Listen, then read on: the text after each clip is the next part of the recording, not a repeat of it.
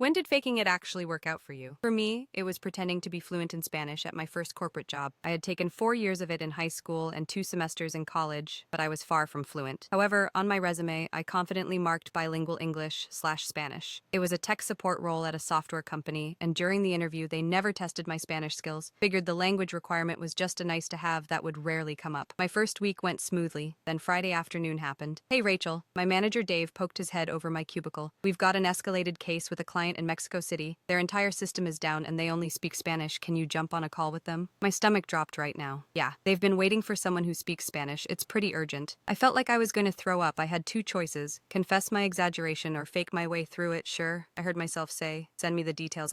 As I waited for the conference call to connect, I frantically opened Google Translate and typed out some technical phrases I might need. My palms were sweating so badly I could barely use my mouse. The call connected. A man's voice came through. I responded, my voice shaking slightly. What followed was the most stressful hour of my professional life. The client, Miguel, spoke rapidly, using technical terms I'd never learned in school. I caught maybe 60% of what he was saying and pieced together the rest from context. I kept saying, "Slower, please." I explained that the connection was bad to buy myself time to look up words. When I couldn't find the right technical term, I'd say, "Un momento," and pretend to check something in our system while frantically searching translations. Somehow I managed to understand that their server was rejecting authentication requests. I walked Miguel through basic troubleshooting steps, relying heavily on my technical knowledge while struggling with the language barrier. After about 45 minutes, Miguel exclaimed, "Funciona!